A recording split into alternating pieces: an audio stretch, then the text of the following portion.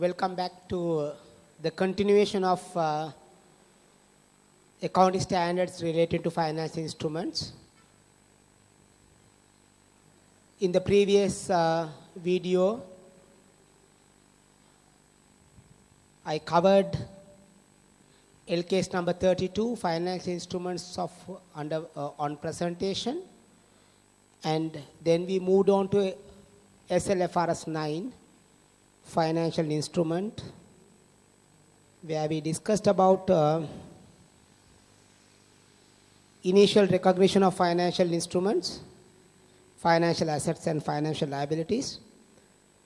Then we came to discuss about measurement under financial assets, which is covered in section number 3, which was in page number 12.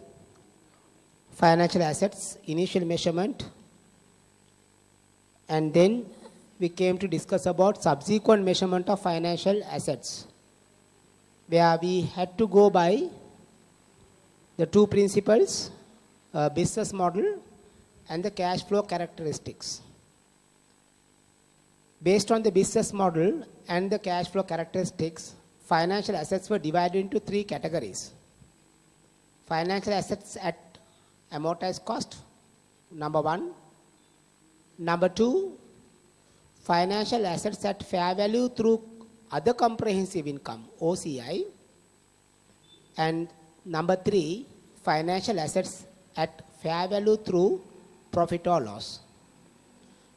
So depending on the business model that the company has and the financial characteristics, cash flow characteristics of the instrument, we were able to classify financial assets into one of these 3 categories. Just to recall something from the previous video, the business model, when I discussed about the business model, it's all about what kind of an intention that the company has got towards these investments they are making. For example, if you are intending to hold on with the investment until its maturity, then that is one kind of a motive that the business has. Or else, do they want to park their money for a temporary period, for a shorter period, and then capitalize on increase of prices of shares or debentures in which they invest? Then that's another different kind of a motive that they have. The business model is all about that. What is the intention that the management of the company has basically got when they came and invested in these instruments is one thing that you have to look at. Number 2, how the cash flows are generated from these investments and instruments. Are they purely interest payments and the capital repayment? For example, if you are investing in a debenture, you can expect interest payment to come periodically, and the redemption of debenture also will take place according to the agreement signed by the company. If you are talking about investing in shares in the share market, then you can't expect regular cash flows to come on a monthly or quarterly or semi-annually or even annually basis. But dividends can be paid by the company on and off at times that company is, deciding to pay. When they decide to pay, you will receive that cash.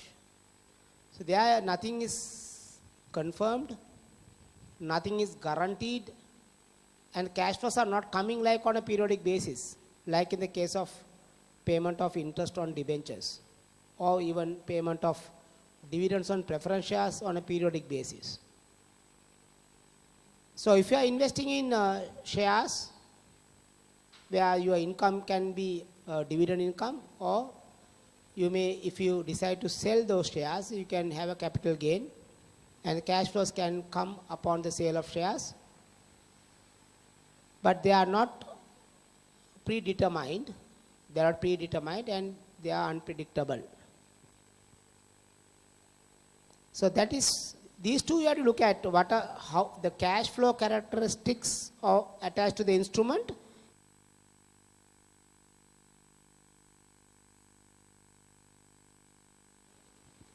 and also the business model attached to it.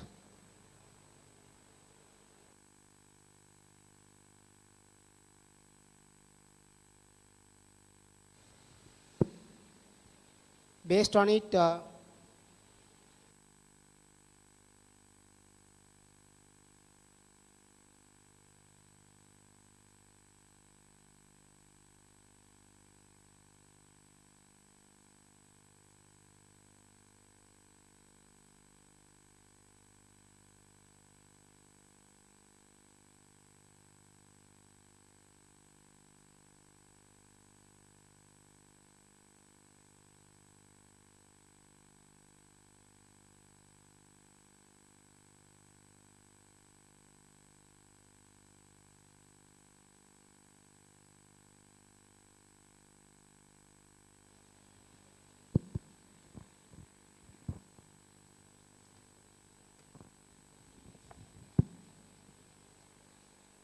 sorry for the interruption.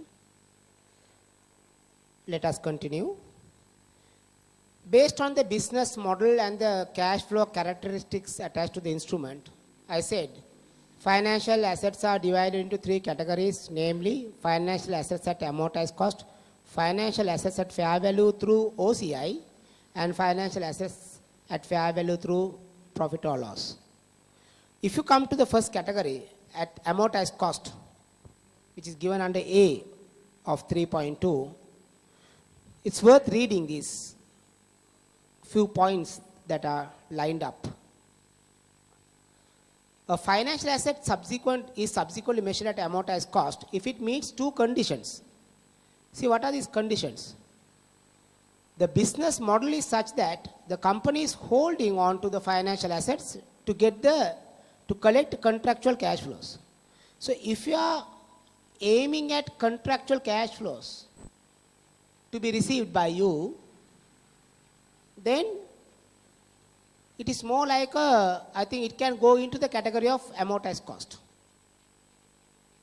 Now the second point is, the contractual terms give rise to cash flows on specified dates, which are solely the payment of interest and the principal. So ideally, if you are investing in a bond, long-term bond, 10-year bond, what is your aim? If somebody asks, what is your objective here of investing in this bond? No, I want to earn contractual cash flows, payment of interest, payment of principal, time to time, and nothing else. And how long we are going to hold on? Yes, we are going to hold on probably until the maturity of the bond. So you are fully there to get these contractual cash flows over this period of time. So this investment can go as amortized cost. So as you account for it, you have to apply effective interest method to recognize the revenue.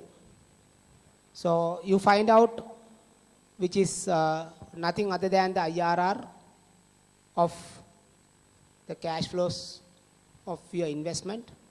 You go at a price, you get coupon interest over a period of time, you get a maturity value or redemption value, put all that into the cash flows and find out what the IRR is working out to. That IRR is the effective interest rate. So at the effective interest rate, you have to calculate the interest income. That you have to accrue. That interest income will get accrued. That is what will go to the P&L. It will get credited to the P&L with interest income, calculated based on the effective interest rate on the outstanding principal. But your cash flow can be different. What you are getting into your hand is the coupon interest. Coupon interest is not what your interest income. That should be recognized in the P&L, profit or loss. The income into the profit or loss account should be calculated based on the effective interest rate.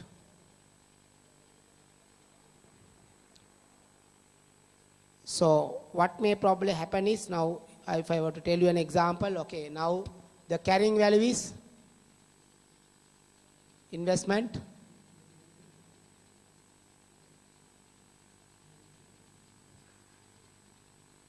okay, just for example, 2000. Coupon rate, coupon 10%. Effective rate,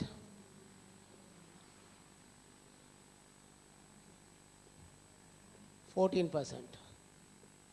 Par value, 1,600. The carrying value is 2,000. So with this information, see how we will do the accounting here. Par value and coupon rate is what the cash that you are getting as a interest payment. So you debit cash and credit the investment account with 160, which is 10% of 1,600.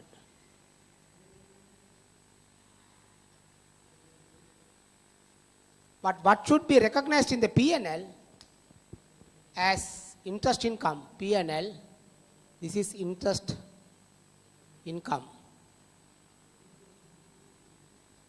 is 14% on the carrying value of 2,000, which is 280.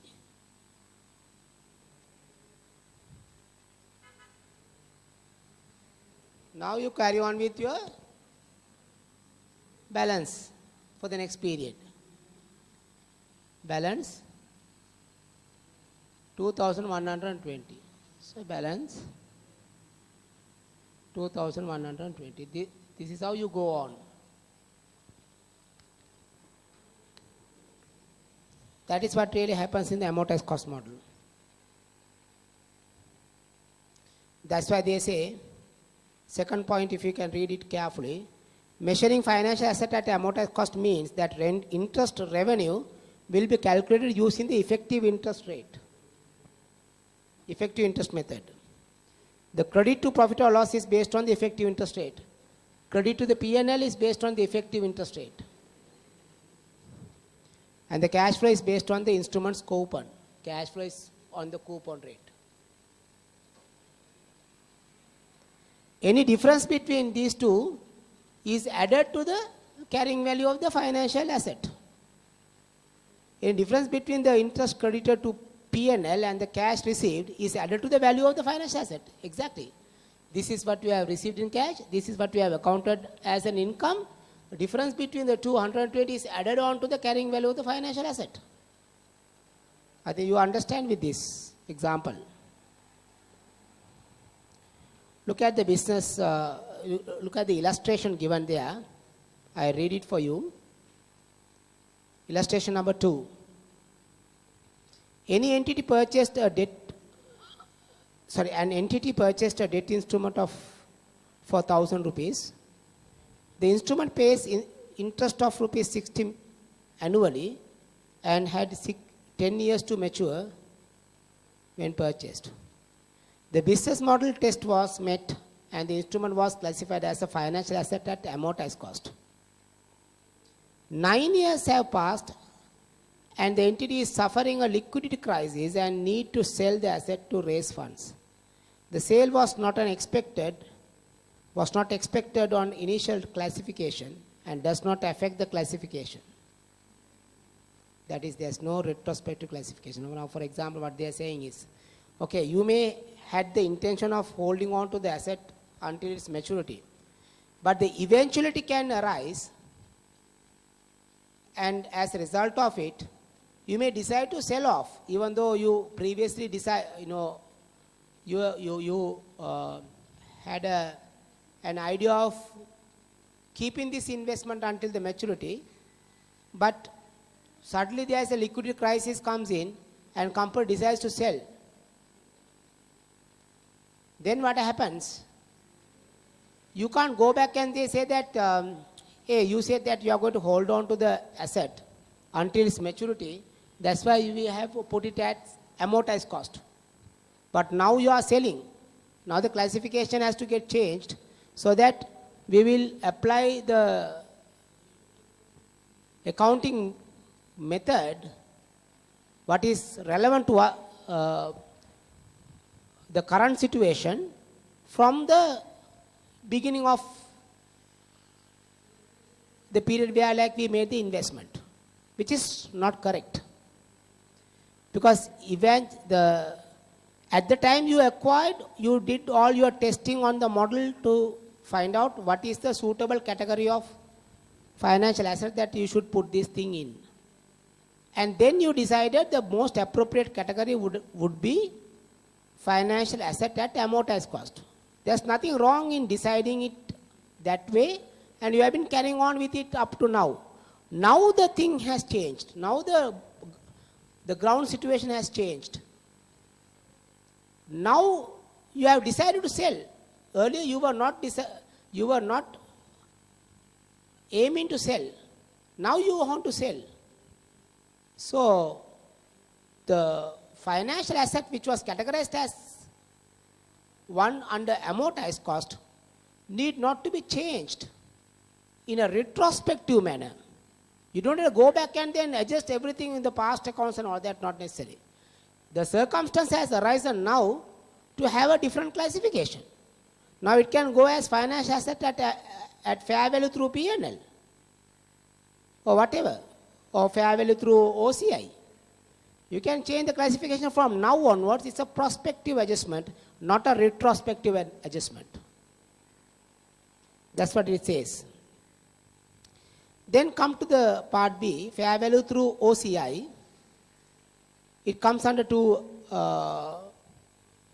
instances where it is held within a business model whose objective is achieved through collecting contractual cash flows. Once again, your objective is to collect contractual cash flows, but at the same time, you have the freedom and you have an intention to sell it at any time whenever you want to liquidate the investment. And you are not necessarily trying to hold on to the maturity of the investment. Even the financial assets which are giving contractual cash flows on a periodic basis, the interest and the principal payment on a periodic basis can also be classified as financial asset at fair value through OCI if you have an intention of holding on to it for a short while and then sell whenever you want to liquidate the investment. So for example, you are investing in a bond which is giving you periodic interest and which is getting redeemed over a period of time, but you are not trying to really hold into this investment until its maturity. Then it is a good example for a financial asset at fair value through OCI. Look at the business model in illustration number 3. An entity anticipates the purchase of a large property in 8 years' time. They want to buy a property in 8 years' time, so they want to accumulate some cash for this purpose. The entity invests cash surpluses in short and long-term financial assets. Many of the financial assets purchased have a maturity in excess of 8 years. Even though you want to have this money in hand in 8 years' time, but some of these investments their maturity period is much longer than that. The entity holds the financial assets for their contractual cash flows. Well, but will sell them and reinvest the cash for a higher return as and when the opportunity arises, okay, now you are investing in a bond, it's a 10-year bond. Suddenly the price of that bond is rising up and you want to make a gain out of it. You sell and take that money and reinvest in a different type of a bond. And when you do that kind of a thing, it is ideally to be classified as financial asset fair value through OCI. Your horizon is 8-year period. Then they further say the objective of the business model is achieved by collecting contractual cash flows and selling the financial asset. Both objectives are there. Until you sell, you collect the contractual cash flows. Whenever you feel comfortable to sell, you sell and then put it in another asset and you go on like that. So you are here not for an entire lifetime of the instrument. It is not what you are aiming at. Whenever the opportunity arises, you are there to sell. And until you sell, you collect contractual cash flows. Much suitable category for this kind of investment, for this kind of asset is at fair value through OCI.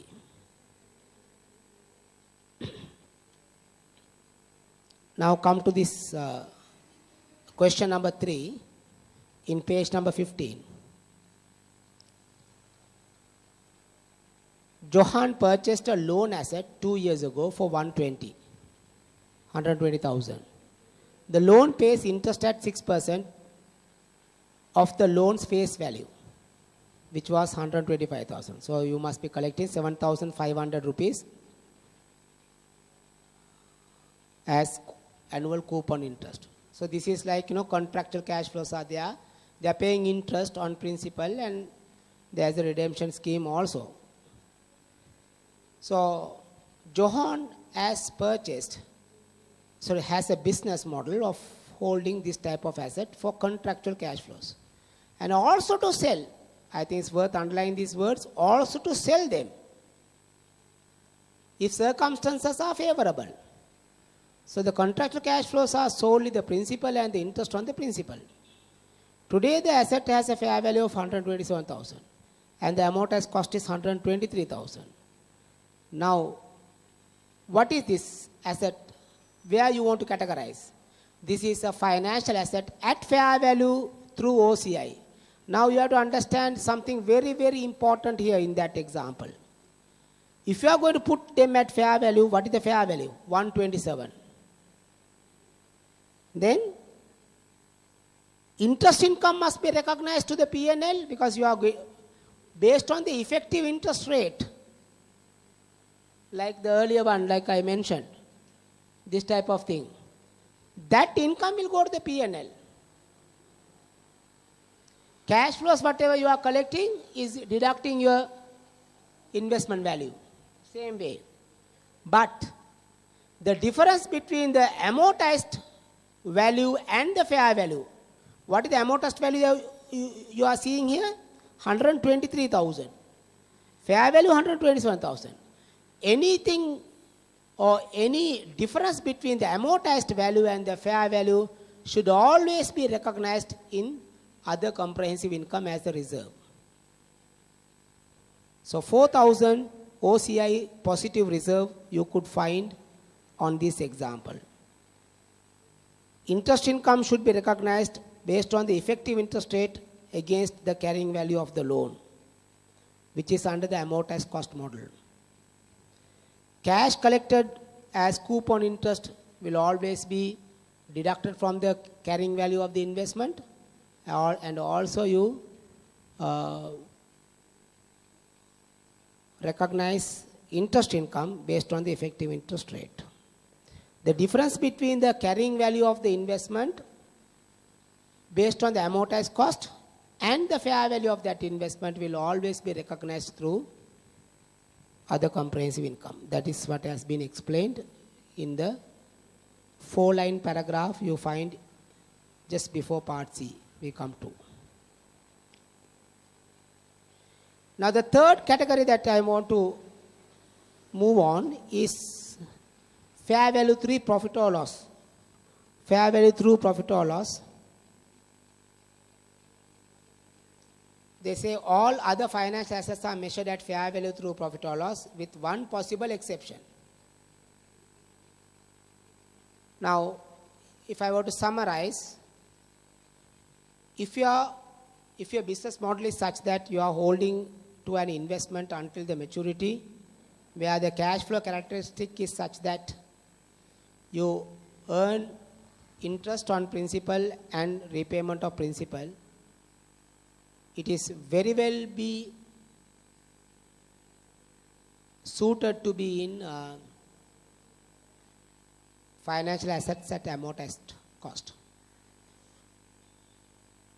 Investment in bonds, debentures, and if you are looking for the periodic cash flows, and if you are going to hold on to the investment more or less till the maturity, then you are very well fitting in to financial assets at amortized cost.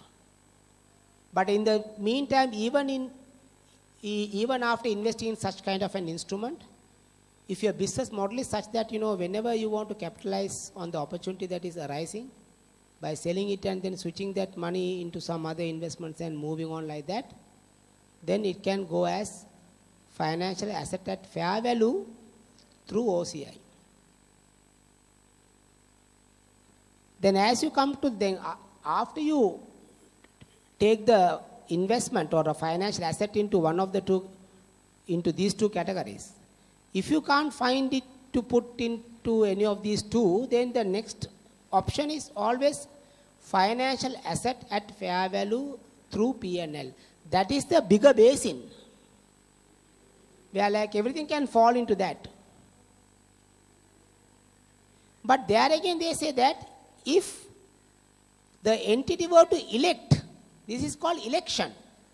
If they elect an investment to be in the category of financial asset at fair value through OCI, then it goes to OCI. The one that should have gone to the fair value through P&L also can go to fair value through OCI if the entity were to get elected, if they were to elect into that category. This election is irrevocable, they say. This election is irrevocable. You can't elect it in this year, and next year you can't change your mind and say that no, I want to go back to something else, which you can't do. Once it is elected to be on financial asset at fair value through OCI, then you can't go back or you can't change your classification thereafter. That is why it is called irrevocable. Irrevocable.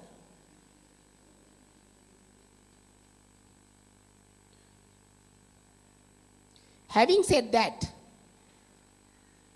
the second point under C, it says, also an entity can opt to designate. This is designating any financial asset at fair value through profit or loss in order to eliminate accounting mismatch, underline accounting mismatch. That is, I'll tell you an example. Then what they are saying is, then you can designate a financial asset as one under at fair value through profit or loss. One under at fair value through profit or loss. This is where they designate. Because in order to eliminate the accounting mismatch, I'll tell you a simple example like this. You are making an investment in a company, say, operating in another country. This is a company which is operating a power plant. And you go there, say in Bangladesh, there's a power plant. There's a company which is, I'll show you like this. Okay, we are here, and this is Bangladesh. Now there's a power plant. Power plant. This power plant is coming under a company.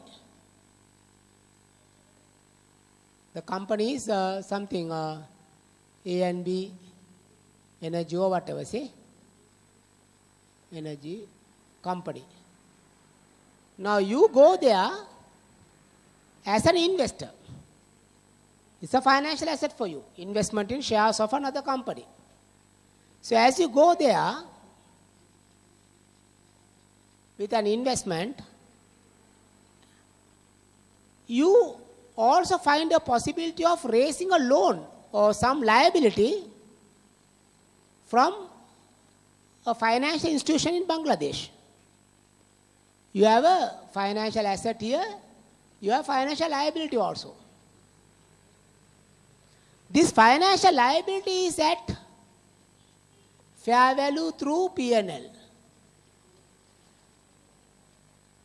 If your financial liability is at fair value through P&L, there's no harm in measuring the financial asset, the corresponding financial asset that has been created out of the funds received from financial liability, also at fair value through P&L.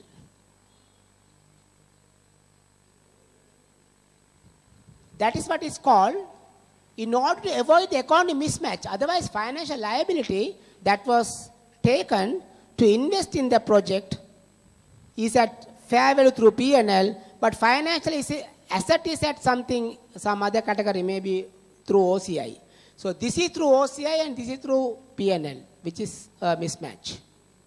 That's why they say that you have the freedom to elect or to designate a financial asset at fair value through P&L in order to avoid any accounting mismatches. Now, two things that we discussed now. One is, if you want to designate, if you want to elect a financial asset under the category of fair value through OCI, that election is always permitted. But once you are elected, once you elect it, you cannot revoke. It is an irrevocable election. That means anything can be put under fair value through OCI by way of an election. Then they say that in order to avoid any accounting mismatches, financial assets can be categorized as financial asset at fair value through P&L, profit or loss, and which election also irrevocable. You can't elect it now and then later you can't change it and all that. Now, one thing that you have to understand why we are learning so much of rules. What is the crux of this whole thing, if you really look at? Why we are bothered so much in categorizing financial asset either here or there, A or B or C, is all about what?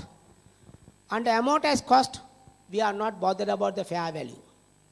Market value increase and decrease in the instrument, in our asset, is not to be taken care of. Not bothered, because my intention is not to sell the investment and then realizing any gain. I am going to hold on with it until it dies, until it matures. Therefore, I am not bothered to look at the market value. That is the principle. Amortized cost principle does not recognize fair value of the instrument at all, and it is not relevant because my intention is not to sell it in the middle. If I were to have an option of selling in the middle and realizing the gain, but which is not going to happen like as frequently as just buying it today and selling it tomorrow and that type of a thing, then I am on financial asset at fair value through OCI. Because fair value increase, I will have to put the investment at fair value. But the fair value increase and decrease is not to affect the P&L, but be in the reserve. Thirdly, what I am talking about is, I am putting investment at financial asset at fair value through P&L. That means fair value up and down, increase and decrease will always be recognized through profit or loss. Because it is very much as good as what? You are just to sell, just to buy, just to sell. So even though you haven't sold it physically, but the increase in the fair value of the asset is recognized through P&L as if like you have sold it and realized the profit. So where you draw the line, the demarcation is very important. So the more freedom is being given to affect the P&L. Financial asset at fair value through P&L is the most famous, most popular category, I would say. So they allow you to go into that category and recognize fair value increase and decrease in the P&L as if like, you know, you have done the deal, done the transaction, realized the profit or loss. Then the next step is, okay, through OCI you meddle through. You meddle through the OCI. Third is nothing to do with fair value but at amortized cost, because fair value is rather irrelevant for you. That is financial asset at fair value at amortized cost. Now if you come to this diagram, I think you can see this diagram in page number 6. This diagram, okay, you can see that. Page number 6, I think it's not visible in the video, probably. Yes, I am on to that diagram with you, and please follow it with me. It says, say the top left hand corner, contractual cash flows are solely principal and interest. If the answer is yes, okay. Are you holding it to collect the contractual cash flows? Yes. Then where you should be in? At amortized cost. Now in the middle they are asking this question. Do you want to apply the fair value option? Because even with these two being satisfied, you can still on the fair value option. If you say yes, where you end up? Fair value through P&L. Maybe to avoid the mismatch, you can elect that option. You can designate the financial asset at fair value through P&L, even though the first two characteristics are very much in favor of amortized cost. If the fair value option doesn't want to be adopted, then you are on the left hand side, amortized cost. Now once again, contractual cash flows are solely principal and interest. No. If you say no, it is fair value through profit or loss. Then contractual cash flows are solely principal and interest, but are you holding it for the contractual cash flows? Answer the right hand arrow where you have to write no. That word has gone missing. When you say no, then next question is, are you holding it for the contractual cash flows? Or for sale? If you say for sale, then you should come under fair value through OCI, but you are asking another question in between, like in the earlier case, do you have the fair value option? If you say yes, then where are you? Fair value through P&L. If you say no, then you have fair value through OCI. And the last two boxes at the bottom, it says, all other financial assets come under fair value through P&L. And the last box on the right hand side at the bottom, they say, equity instrument in another entity and you are holding it for a long term, but you are designating it to be on this category. What is it? Fair value through OCI. That's why I said you have a irrevocable option where you can elect a financial asset to be in that category. So all in all, if I were to put a very, in a summarized form of it, you have to, you have to do this exercise. You have to always think on these lines. If you are for contractual cash flows, this is how I am going to summarize this. Take it very carefully. If the business model is to hold on to the contractual cash flows, and the contractual cash flows are such that you get principal and the interest payment regularly, then it is directly going into the category of financial asset at amortized cost. But there again, they are asking a question, do you have a fair value option? If you want to have fair value option, if you want to click that button, then you go where? Fair value through P&L. That route is always there. Number two, you have contractual cash flows, but your intention is not to hold until the maturity, but to sell at any time, then the opportunity comes. You are directly falling where? Through OCI, fair value through OCI. But if you still want to designate it to be fair value through P&L under fair value option, you can still come into that fair value through P&L. Even then all other financial assets should go under fair value through P&L.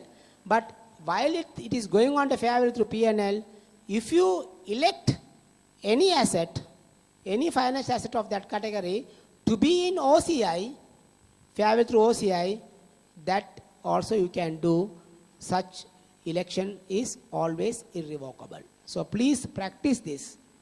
This flow chart is very, very useful, very informative, and follow it very tightly. So same thing is mentioned under reclassification. If the entity changes its business model for managing financial asset, it must reclassify its financial assets prospectively. Well, if the business model changes, don't go back and then try to adjust everything from the past. It's not necessary.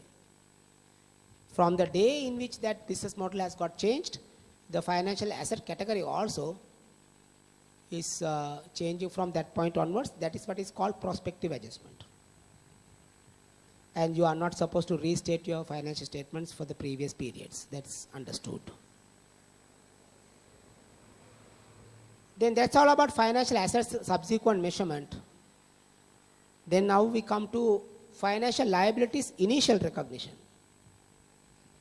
As you become a party to a contract only, you can recognize a financial liability, not otherwise, which we have discussed already.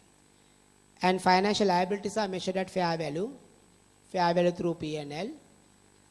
Most of the cases it is fair value through P&L. Then the transaction cost related to the financial liabilities must be written off to the P&L. If it is a category of financial liabilities at fair value through profit or loss. Then the other category that is available for financial liabilities is financial liabilities at amortized cost. Any transaction cost relating to financial liabilities at amortized cost must be deducted from the financial liability. Where when it comes to the financial assets, I said it has to be added to the financial assets because it is a debit entry. So transaction cost is a debit entry. If it is to be connected with an asset, it will be added to the asset. If it were to be connected to a liability, it will be deducted from the liability. So financial liabilities at fair value through P&L, on which the transaction cost will go to the profit or loss. Financial liabilities at amortized cost, on which the transaction cost will get deducted from the financial liability.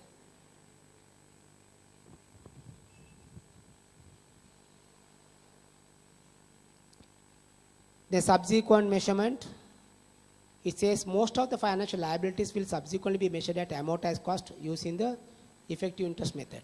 If you are going by the amortized cost, it is the effective interest method which will recognize the interest expense that should go to the P&L, profit or loss. Then if you are on other category, financial liabilities at fair value through P&L, including derivatives. All derivatives I will discuss with you later in the next video about accounting on derivatives and accounting for derivative, particularly when the derivative were to work as a hedging instrument, which is called hedge accounting. My next video on finance instrument is about that.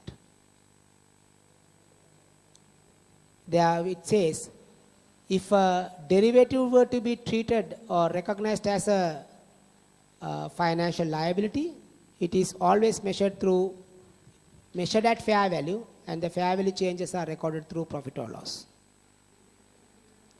Now come to section number 5, derecognition.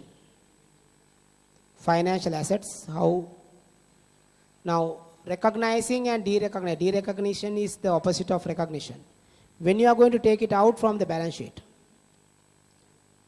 Now, when you are not a party having a contractual right to it anymore, when the contractual right is terminated or expired, then you should derecognize the financial asset. Or you transfer your financial asset, you sell and transfer. That has to be a qualified transfer. Qualified transfer means the risks and rewards incident to the ownership of the asset should have been transferred. Then only you can detach yourself from the financial asset and you derecognize it. And also, you have to lose out your control. While retaining the control, any transfer is a disqualified transfer. So very importantly, you must make a proper transfer. Risks and rewards must have been handed it over, and control must have been lost on your side. Then you are qualified to derecognize the financial asset and not otherwise. As you derecognize, the profit or loss arising from the derecognition of financial asset will also be recognized in the profit or loss account. It is simply the value that you obtain and value that you have given up. The carrying value of the financial asset should be compared with the consideration received on the transfer, on the sale of the financial asset. That is what is called disposal profit. That will be recognized in profit or loss. Look at this illustration number 4 regarding factoring of receivables.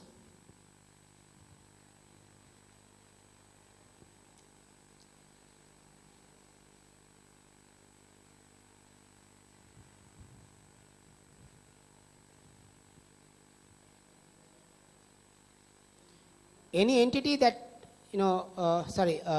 illustration number 4, an entity has receivable of 1 million which it sells to a factor. You are selling to a factoring company 1 million for 940,000 rupees. Now the question is, are you going to derecognize the receivables? When you sell it to a factoring company for a price, are you qualified to derecognize? Derecognize means your debtors are going to go away from your balance sheet. Now, if you read further, if the debtors fail to pay or have not paid within 3 months of the sale, the factor can return the debt to the entity. That means it is on a with recourse basis, with recourse. It can bounce back. Then you have not sold the debtors. The risks and rewards attributable to the ownership of this collection of payment from the debtors are still with who? The company, not with the factor. So control has not been granted, or maybe risks and rewards have not been transferred. Therefore, you have to maintain the receivables in your balance sheet furthermore. So the money that you have collected, 940,000 rupees, is a liability for you, but you are unable to derecognize the receivables of 1 million. They say that as the receivables have been sold with recourse, they cannot be derecognized. Instead, a current liability, a loan of 940,000 is recognized with 60,000 finance cost. If the receivables have been sold without recourse, if you are selling it without recourse, then it cannot bounce back. It cannot bounce back. They would have been derecognized and 60,000 recognized as an operating cost.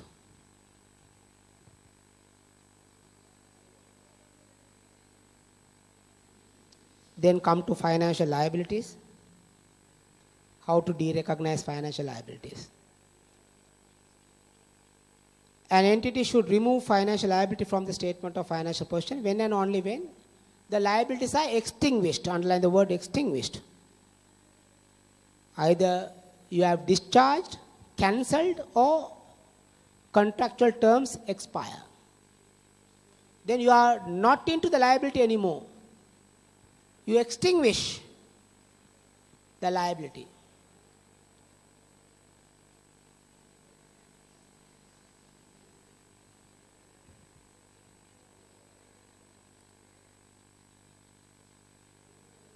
The second point says if the liability is renegotiated with the original lender. Now, for example, you have a liability with a lender. Now you renegotiate and then change the terms and conditions and everything, and you try to apply for another loan or another facility in place of the facility that you have at the moment. Then what do? You have to expel, you have to extinguish the existing liability and then create a new liability.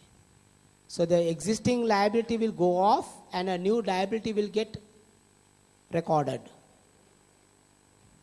Then once again, when such things happen, when the liabilities are extinguished or settled or whatever happens, any value that you pay and the value of liability that is existing in the books of accounts, the difference of it will always be recognized as profit or loss arising from the settlement of financial liabilities, which will have to be recognized in profit or loss. So we have discussed the summary of SLFRS 9 so far in relation to financial assets and financial liabilities, particularly recognition, initial recognition, then recognition of transaction costs related to them, then categorization of financial assets and financial liabilities under the business model and cash flow characteristics. Then we discussed about measurement, initially how it ought to be measured, and subsequently how it ought to be measured and disclosed. And then we discussed about derecognition of financial assets and financial liabilities. And with that summary note, I think we conclude the session on financial instrument, the second session today. And I am hoping to see you again on another video very soon to discuss about accounting for derivatives, particularly as a derivative when the derivative were to behave like a speculative instrument, and most of the cases, most of the times, derivatives are acting as risk reduction instrument, which is an hedging instrument. So essentially we will be moving into derivative accounting in our next video. After that, probably in the same video, I will try to cover impairment adjustment relating to financial assets, which is a very specific area, which will be a very demanding area when it comes to examination also, because the COVID-19 has put us to think a lot about impairment of assets, particularly the financial assets. Banking sector is in a very serious concerning situation at the moment. I told you the other day in the previous video that Central Bank of Sri Lanka has sought professional opinion from our institute, CA Sri Lanka, and for which CA Sri Lanka has given a direction to the central bank regarding how loans and advances in banking sector must be treated, and any consequential impairment adjustments, how they ought to be treated in the financial statements and all that have been advised by CA Sri Lanka. So I am hoping to see you in the next video to discuss about derivative accounting, particularly in connection with hedge accounting, and also I am hoping to discuss impairment adjustment related to financial assets. Till then, have a good time. Bye-bye.